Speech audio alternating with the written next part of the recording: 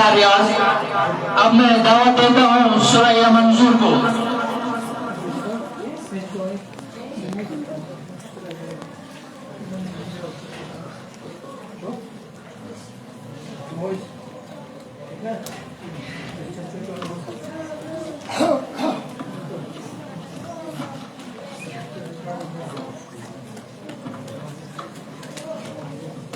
نحمده ونصلي على رسول الكريم اما بعد فاعوذ باللہ من الشیطان الرجیم بسم اللہ الرحمن الرحیم. محترم مقام ذی عزت اساتذہ کرام و دیگر مہمان خصوصی اور میرے ہم مکتب ساتھیوں، السلام علیکم ورحمۃ اللہ وبرکاتہ. پستی سے بلندی کی طرف پرواز کرتی ہوں، پستی سے بلندی کی طرف پرواز کرتی ہوں، خدا کے نام سے اس تقریر کا آغاز کرتی ہوں. آج مجھے جس موضوع پر لفظ شیئر کرنے کا موقع ملا ہے وہ ہے حضرت عائشہ صدیقہ رضی اللہ تعالی عنہا. جناب صدر ام المؤمنین حضرت عائشہ رضی اللہ تعالی عنہا کے والد حضرت ابوبکر صدیق رضی اللہ تعالی عنہ اور والد کا نام حضرت ام رومان ہے. آپ کی بنیاد ام عبداللہ ہے. اعلان ہے نبوت کے چوتھے سال مکہ مکرمہ میں آپ رضی اللہ تعالی عنہا پیدا ہوئی. آپ کو یہ سعادت حاصل ہے کہ آپ نے مسلمان گھرانے میں آنکھ کھولی. آپ کی پیدائش کے وقت حضرت ابوبکر بھی ان کی زوجہ مطہرہ حضرت ام رومان رضی اللہ تعالی عنہا دونوں مسلمان تھے. بچپن میں محلے کی لڑکیاں آپ رضی اللہ تعالی عنہا کے ساتھ پاس جمع رہتی اور آپ کے ساتھ کھیلا کرتی تھی. گڑیا کے ساتھ کھیلا اور جھولا جھولنا آپ رضی اللہ تعالی عنہا کو بہت پسند تھا. ہجرت سے پہلے مکہ مکرمہ میں حضرت عائشہ کا نکاح پیارے نبی صلی اللہ علیہ وسلم سے ہوا اور رخصت ہجرت کے بعد مدینہ منورہ میں ہوئی. حضرت عائشہ نے رسول پاک صلی اللہ علیہ وسلم کے ساتھ مثالی زندگی گزاری. آپ صلی اللہ علیہ وسلم کی تعلیم معاشرت کی محفل روانہ مسجد نبوی منعقد ہوتی تھی جو حجرہ حضرت عائشہ سے بالکل معلق تھی. اس طرح نبی پاک گھر سے باہر جو درس دیتے آپ رضی اللہ تعالی عنہا اس میں شریک رہتی تھی. حضرت عائشہ رضی اللہ تعالی عنہا کا کلام الہی کی معرفت اور احکام نبی کے علم سے کامل طور پر آگاہ تھی. حضرت عائشہ علم و انصاف اور شاعری پر بھی واقف تھی. آپ رضی اللہ تعالی عنہ نے متعدد غزوات میں رسول پاک صلی اللہ علیہ وسلم کے ساتھ شرکت کی. حضرت عائشہ کا اخلاق نہایت بلند تھا. وہ نہایت فیاض عبادت گزار تھی اور حکیم دل تھی. غیب و بدگوی سے بچتی تھی. شجاعت بہادری کی صفت میں بے مثل تھی. چنانچہ غزوہ احد میں مسلمانوں میں جب اضطراب برپا تھا تو اپنی کمر پر مشک لا کر زخمیوں کو پانی پلاتی تھی. خدمت گزاری کے لیے اگرچہ گھر میں خادمہ بھی موجود تھی لیکن حضرت عائشہ رسول پاک کے صلی اللہ علیہ وسلم کا اپنے ہاتھ سے سر انجام دیتی تھی. گھر میں آپ کا کوئی مہمان آتا تو مہمان نوازی کرتی تھی. عبادت الہی میں اکثر مصروف رہتی تھی. حضرت عائشہ 17 رمضان 1 ہجری کو وفات پائی. اس وقت آپ کی عمر 67 برس تھی. آپ رضی اللہ تعالی عنہ کی نماز جنازہ ابو ہریرہ نے پڑھائی تھی جو اس وقت مدینہ منورہ کے قائم مقام حاکم تھے اور وصیت کے مطابق آپ رضی اللہ تعالی عنہ کو جنت البقیہ میں دفن کیا گیا. باقی اس میں جزاک اللہ. یہ تھی سورہ منظور. اب میں دعوت دیتا ہوں سعدیہ بشیر کو. سعدیہ بشیر.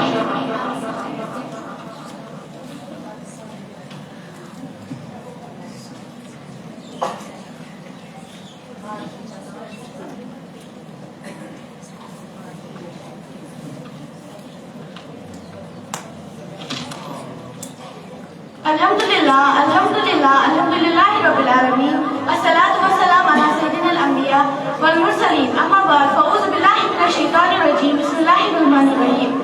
والذین یرمون المحصنات ثم لم یأتوا بأربعة شهداء فاجلدوهم 80 جلدة ولا تقبلوا لهم شهادة أبدا أولئك هم الفاسقون. صدق اللہ العلی العظیم وصدق الرسول الکریم ونحن علی ذلک من الشاہدین والشاکرین والحمدللہ رب العالمین. محترم المقام عزت اساتذہ و دیگر مہمان خصوصی و باعزت شہری اور میرے ہم مکتب ساتھیوں، السلام علیکم ورحمۃ اللہ وبرکاتہ.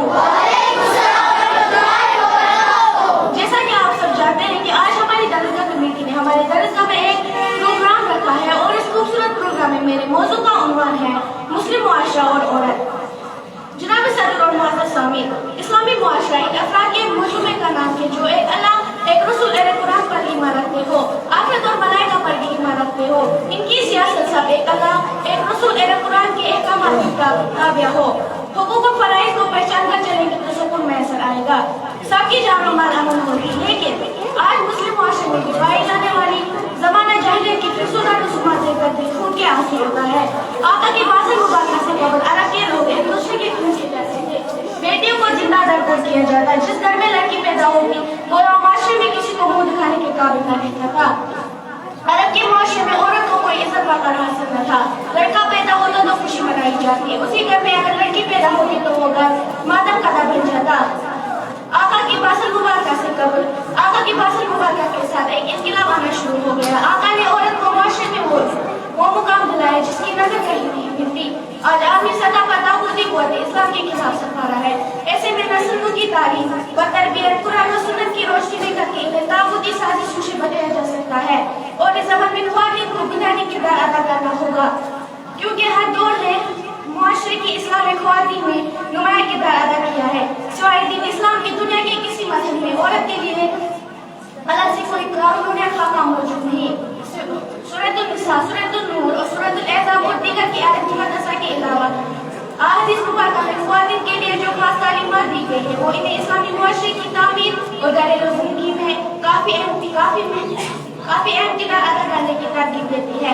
آج مسلم معاشرہ ایسے دوراہے پر کھڑا ہے جہاں سے نکلنے کے لیے ہمیں کافی محنت کی ضرورت ہے. معاشرے کی اصلاح آج کے دور میں سب سے اہم ترین ضرورت ہے اور اس کی اصلاح میں سب سے اہم اور مرکزی کردار عورت کا ہے. ایک عورت دین اسلام اور اصلی تعلیم سے مزید ہو تو پورے گھر کو اسلام کے سانچے میں ڈال سکتی ہے، جس کی مثالیں ہمیں امہات المومنین صاحبات اور دیگر کی مسلم خواتین کی زندگی سے ملتی ہے جن کی سیرت طیبہ مسلمانوں کے لیے مشہور ہے. ام المومنین حضرت سیدہ خدیجہ الکبریٰ سب سے پہلے آقا پر ایمان لائی اور آپ کو آقا کی پہلی بیوی ہونے کی بھی سعادت حاصل ہے. آپ قریش خاندان کے بہت باوقار اور ممتاز خاتون تھی. آپ کی سیرت مبارکہ کا اگر مطالعہ کریں تو پتہ چلتا ہے کہ آپ نے ہر طریقے سے اللہ کی پیارے محبوب کا ساتھ دیا چونکہ آپ کا تعلق بھی ایک مالدار گھرانے سے تھا. آپ اعلیٰ اکرام، بلند کردار، عزت، عصمت اور شرافت و مرتبہ کی وجہ سے مکہ المکرمہ اور ارد گرد کے علاقوں میں طیبہ کے لقب سے مشہور ہوئی. آپ ایسی تمام برائیوں سے پاک تھی جو عرب میں پھیلی ہوئی تھی. آپ کا لقب سیدۃ النساء قریش تھا. آپ رضی اللہ تعالیٰ عنہ کی تعلیم و تربیت کی توصیف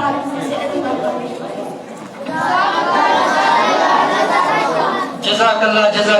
یہ تھی سعدیہ بشیر.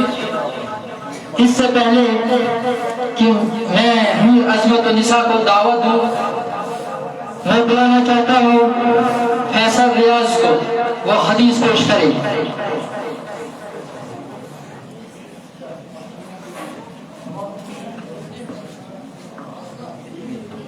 السلام علیکم ورحمۃ اللہ وبرکاتہ. وعلیکم السلام ورحمۃ اللہ وبرکاتہ. اعوذ باللہ من الشیطان الرجیم.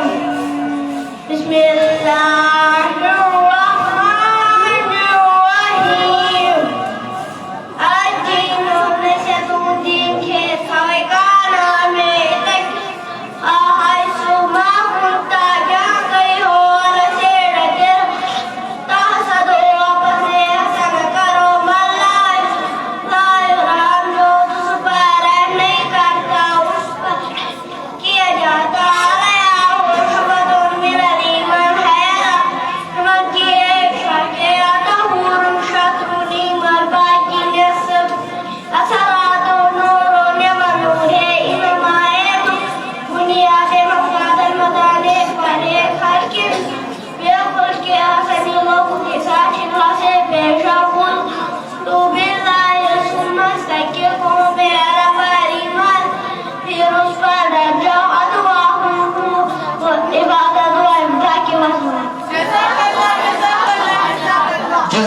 جزاک اللہ. اب میں ٹاپک کے لیے دعوت دیتا ہوں امیر عظمت النساء.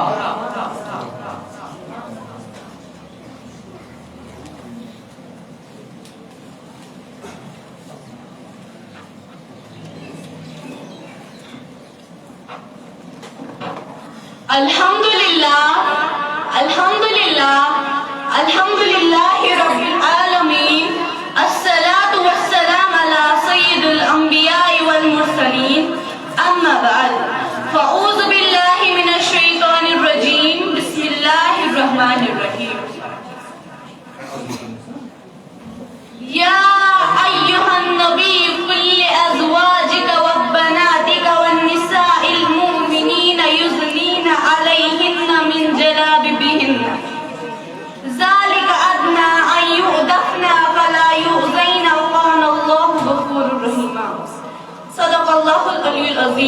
सदक रसूलुन नबीयुल करीम व नहनु अला ज़ालिका मिनश शाहिदीन व शाकिरीन वल्हम्दुलिल्लाहि रब्बिल आलमीन।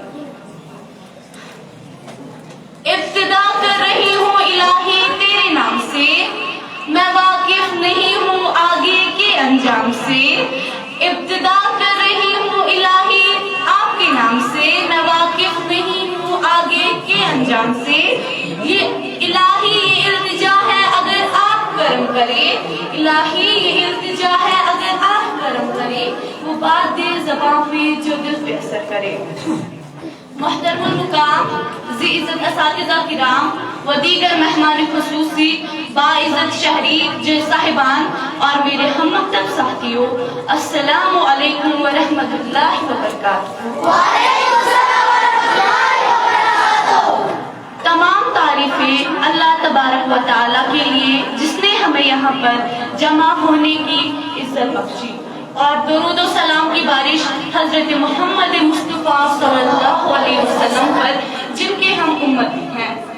उम्मीद करती हूँ कि आप सब बखैर व आफियत होंगे, और दुआ यही है कि अल्लाह तबारक व तआला आप और आपके घर वालों पर हमेशा अपना फज़्ल व करम फरमाता रहे। जैसा कि आप सब इस बात से वाकिफ है कि हमारी दर्ज कमेटी ने एक इज्तिमा मुकर्रर किया है, और सदर आली वकार इस इज्तिमा में मुझे जिस मौजू पर लब कुशाई करने का मौका मिला है वो ऐसा है जिसके लिए जब मैंने कलम से लिखना चाहा तो कलम थम गया, हाथ रुक गया, और मैं सोचने लगी भला मैं एक मामूली सी शागिर्द जिसको मकतब का असल माना नहीं पता, वो क्या ही इस मौजू की अजमत बयान कर सकती है। जनाब सदर, अगर इस मौजू की वाज़ेह तौर पर अजमत बयान की जाए तो सियाही खत्म हो जाएगी, फर्क खत्म हो जाएंगे, लेकिन इसकी अजमत बयान नहीं हो पाएगी। जी हाँ जनाब सदर, मेरा मौजू पर्दा है। प्यारे दोस्तों, मैंने आपके सामने सूरह अहज़ाब की 59वीं आयत मुबारक तिलावत फरमाई, जिसमें अल्लाह तबारक व तआला अपने महबूब आपकी मेरी आंखों की ठंडक हजरत मोहम्मद मुस्तफ़ा सल्लल्लाहु अलैहि वसल्लम से मुखातिब होकर फरमाते हैं, या नबी सल्लल्लाहु अलैहि वसल्लम, अपनी बीवियों और बेटियों और अहले ईमान की औरतों से कह दो कि अपनी चादर का एक पल्लो अपने ऊपर लटकाया करे, ये ज्यादा मुनासिब तरीका है, इससे वो पहचान ली जाएगी और न सताई जाएगी, और बेशक अल्लाह तबारक व तआला गफूरुर रहीम है। मेरे दोस्तों, लेकिन जब ये आयत मुबारक तिलावत फरमाते हैं तो ज़हन में आता है इसका कब और क्यों नुज़ूल हुआ होगा। तो मेरे प्यारे दोस्तों, जब नबी पाक सल्लल्लाहु अलैहि वसल्लम के दरबार में उम्महातुल मोमिनीन और असहाब किराम एक साथ हुआ करती थी, तो एक दिन प्यारे हजरत उमर फारूक रज़ियल्लाहु तआला अन्हु हजरत मोहम्मद सल्लल्लाहु अलैहि वसल्लम से फरमाते हैं, या रसूलुल्लाह सल्लल्लाहु अलैहि वसल्लम, उम्महातुल मोमिनीन से कह दे कि वो हमसे पर्दा करे। लेकिन जवाब में सरवरे कायनात ताजदार मदीना हजरत मोहम्मद मुस्तफ़ा सल्लल्लाहु अलैहि वसल्लम फरमाते हैं, उमर पर्दे का भी जिक्र नहीं आया, लेकिन आप शान देखिए, उसी वक्त हजरत जिब्रील अमीन अलैहिस्सलातु वस्सलाम ये आयत मुबारका वही में लाए। मेरी प्यारी बहनों, पर्दा वो अजीम तोहफा है जो हजरत फातिमा ज़हरा सरवरे कायनात के लहके जिगर ने अपने बाबा जान हजरत मोहम्मद मुस्तफ़ा सल्लल्लाहु अलैहि वसल्लम की उम्मत की बेटियों और माओं को तोहफे में दिया। लेकिन मुअज़्ज़ज़ सामाईन, हमारे मुआशरे ने ये सोच रखा है कि पर्दा सिर्फ औरत के लिए है, जबकि नबी पाक सल्लल्लाहु अलैहि वसल्लम फरमाते हैं, सामाईन मेरी बात पे गौर कीजिए, आप नबी पाक सल्लल्लाहु अलैहि वसल्लम की हदीस मुबारक को गौर से सुनिए। नबी पाक सल्लल्लाहु अलैहि वसल्लम फरमाते हैं, एक मुसलमान औरत का पर्दा ये है कि वो गैर महरम को न देखे। और फिर क्या फरमाते हैं इसके बाद? नबी पाक सल्लल्लाहु अलैहि वसल्लम फरमाते हैं, एक मुसलमान मर्द का पर्दा ये है कि वो गैर औरत को न देखे। मेरे दोस्तों, अगर औरत के लिए पर्दे का हुक्म है तो मर्दों के लिए नजर झुकाए रखने का भी हुक्म है, लेकिन औरत के लिए पर्दे का हुक्म ज्यादा है, क्योंकि औरत घर की दौलत है और दौलत को घरों में छुपा के रखा जाता है। औरत चमन में फूल की तरह है, अगर तोड़ा गया तो मुरझा जाएगा। औरत खानदान की इज्जत व आबरू होती है, अगर इस पर थोड़ा सा भी दाग व धब्बा लग गया तो सदर आली वकार पूरा खानदान दाता لیکن اس کا مطلب یہ نہیں کہ اسلام نے عورت کو گھر میں قید کر کے رکھا ہے، بلکہ اللہ تبارک و تعالیٰ نے انہیں ضرورت اور مجبوری کے وقت گھر سے باہر نکلنے کی اجازت دی ہے، لیکن مکمل پردے کے ساتھ، تاکہ اپنی حفاظت کر سکے۔ حضرت محمد پاک صلی اللہ علیہ وسلم کی حدیث مبارک سے یہ ثابت ہوتا ہے، آپ صلی اللہ علیہ وسلم نے فرماتے ہیں قد اذن لکم ان تخرجن لحاجتکن، یعنی اللہ تبارک و تعالیٰ نے تمہیں اجازت دی ہے کہ تم ضرورت اور مجبوری کے وقت گھر سے نکل سکتے ہو۔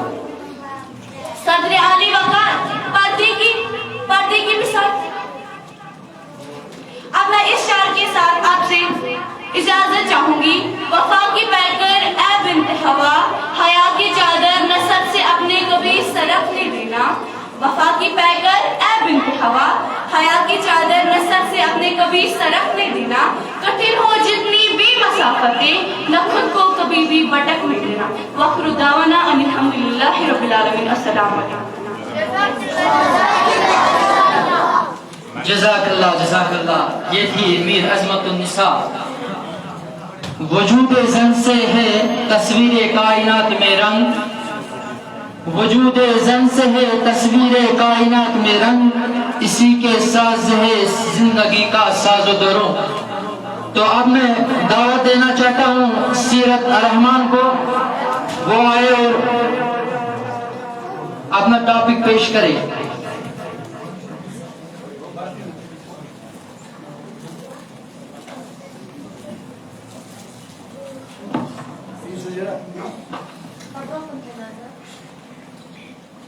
نحمده ونصلي على رسول الكريم، اما بعد، فاعوذ باللہ من الشیطان الرجیم، بسم اللہ الرحمن الرحیم۔ حاضرین پروگرام، مہمان خصوصی، معزز معلومات، عزیز میرے بہنوں اور بھائیوں، السلام علیکم ورحمۃ اللہ وبرکاتہ۔ آج اس خوبصورت پروگرام میں میری تقریر کا عنوان ہے حجاب کی اہمیت۔ سر کٹا سکتے ہیں اپنا مگر سجدہ نہ چھوڑیں گے، سر کٹا سکتے ہیں اپنا مگر سجدہ نہ چھوڑیں گے، بیٹیاں امت مسلمہ کی کبھی پردہ نہ چھوڑیں گے۔ صدر علی وقار حجاب مسلمان عورتوں کے لیے ایک ایسا طریقہ ہے جو احکام الہی کے تحت ادا کرتی ہے، مگر آج اسے ایک مسئلہ کر اچھالا جا رہا ہے، حالانکہ قرآن کریم جو ہر طرح سے مسلمانوں کے لیے قانون کا درجہ رکھتا ہے۔ یا ایھا النبی قل ازواجک وبناتک ونساء المؤمنین یدنین علیہن من جلابہم ذلک ادنی ان یرفن فلا یؤذین وکان اللہ غفورا رحیم۔ اے نبی صلی اللہ علیہ وسلم، اپنی بیوی اور بیٹیوں اور اہل ایمان کی عورتوں سے کہہ دو کہ اپنے اوپر اپنی چادر کے پلو لٹکایا کرے، یہ مناسب طریقہ ہے، انہیں پہچان لیا جائے، انہیں ستایا نہ جائے، اور اللہ تعالیٰ غفور رحیم ہے۔ عزیز سامعین کرام، استعمار کی سالہ کی سازشوں کے نتیجے میں آج بھرپور حملوں کی زد میں ہے۔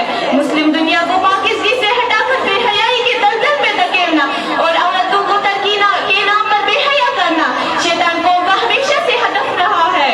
شیطان کی سب سے پہلی چال جو اس نے انسان کو فطرت کی سیدھی راہ سے ہٹانے کے لیے چلی تھی کہ وہ عورت کے جذب شرم و حیا پر ضرب لگائے، اور اس کی شاگردوں کی روشنی آج تک قائم ہے۔ ان کے ہاں ترقی کا کوئی کام اس وقت تک مکمل نہیں ہوتا جب تک کہ ایک عورت اپنے حجاب سے باہر نہ آ جائے۔ یہ لوگ پردے کو ترقی کی راہ سے بے رکاوٹ قرار کرتے ہیں اور طرح طرح سے برقع و حجاب کے مذاق اڑائے جاتے۔ حقیقت یہ ہے کہ پردہ و حجاب عورت کو تشدد ہی نہیں، تحفظ بھی عطا کرتا ہے۔ پردہ عورت کی زینت ہے اور شرم ہے اس کے زیور، اور اس زیور کی حفاظت پردے کے ذریعے ہی مکمل ہے۔ برقع و حجاب معاشرے سے بے حیائی کی جڑ کاٹ دیتا ہے، اور جب عورت پردہ اتار پھینکتی ہے تو اس کی مثال اس سپاہی کی سی ہے جو اپنی ذات اتار پھینکتا ہے اور دشمنوں کا ڈرنے والا بن جاتا ہے۔ جناب صدر جب ایک والد اپنی بیٹی سے سوال کرتا ہے کہ آئی فون پر کور لگانے کی وجہ کیا ہے، تو بیٹی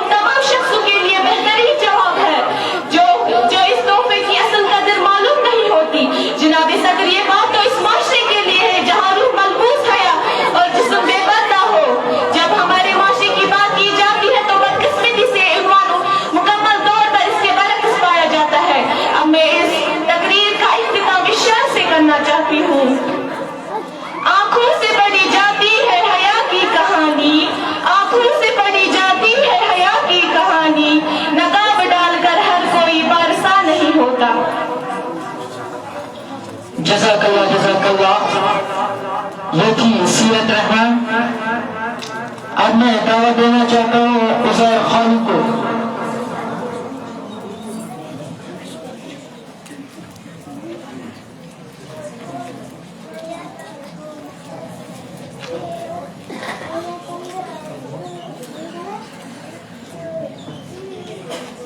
الحمدللہ رب العالمین والعاقبۃ للمتقین. اما بعد فاعوذ باللہ من الشیطان الرجیم. بسم اللہ الرحمن الرحیم.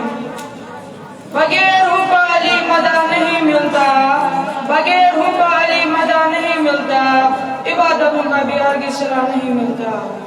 خدا کے بندو سنو غور سے، خدا کے بندو سنو غور سے، جسے علی نہیں ملتا اسے خدا نہیں ملتا. معزز سامعین کرام اور میرے ہم مکتب ساتھیو، السلام علیکم ورحمۃ اللہ وبرکاتہ. آج جس موضوع پر مجھے لفظ شائع کرنے کا موقع ملا ہے وہ ہے شان حضرت علی رضی اللہ تعالیٰ عنہ.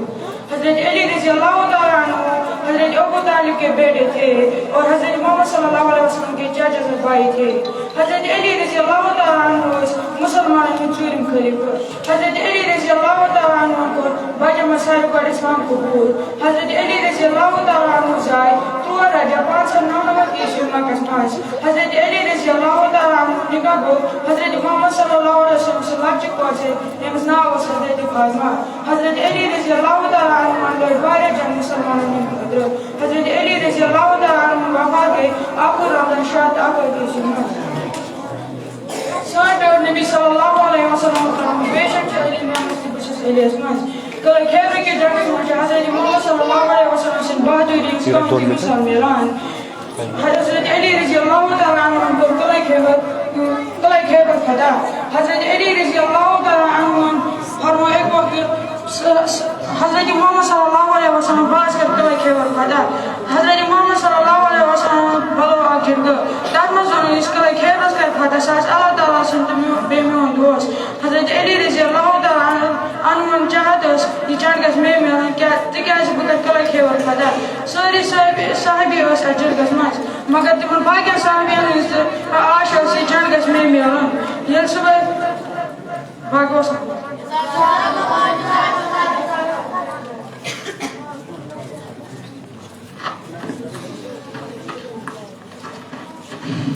جزاک اللہ. اب میں دعوت دیتا ہوں خادم خورشید.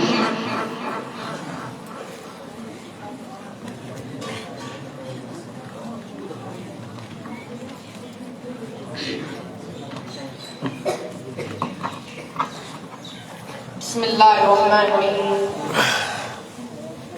نحمده ونصلي على رسول الكريم. اما بعد حاضران پروگرام مہمان خصوصی معزز معلمات عزیز بہنوں اور بھائیوں، السلام علیکم ورحمۃ اللہ وبرکاتہ. آج اس خوبصورت پروگرام میں میری تقریر کا عنوان ہے قبر کا عذاب. قبر کا عذاب اسلام میں ایک اہم موضوع ہے جو موت کے بعد انسان کی اعمالوں کی نتیجہ اور آخرت کی حقیقت کو واضح کرتا ہے. یہ ہمیں نیک اعمالوں کی ترغیب دیتا ہے اور گناہوں سے بچنے کی تقریر کرتا ہے. قبر کی حقیقت، موت کے بعد انسان کی روح برزخ میں داخل ہوتی ہے جو دنیاوی زندگی اور آخرت کی درمیان ایک درمیان مرحلہ ہے. نبی کریم صلی اللہ علیہ وسلم نے فرمایا قبر ہے تو جنت کے باغوں میں سے ایک باغ ہے یا جہنم کے گڑھا میں سے ایک گڑھا ہے. قبر عذاب کے اسباب اللہ تعالیٰ کی نافرمانی، نماز میں کوتاہی، جھوٹ بولنا، غیبت کرنا، الزام تلاشی، طاعت کا خیال نہ رکھنا.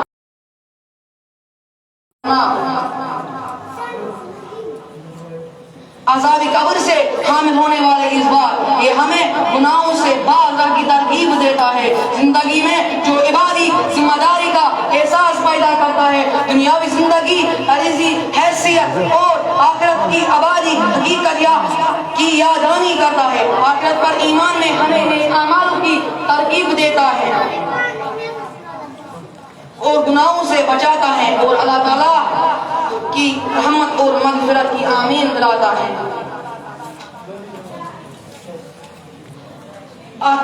آخر میں آپ سے اس شاعر سے رخصت لیا ہوں، عمل کے بغیر ہے قبر کا سفر دشوار، عمل کے بغیر ہے قبر کا سفر دشوار، یہاں نہیں چلے گا کوئی بہان نہ کوئی انصاف۔ آمنت باللہ صلی اللہ علیہ وسلم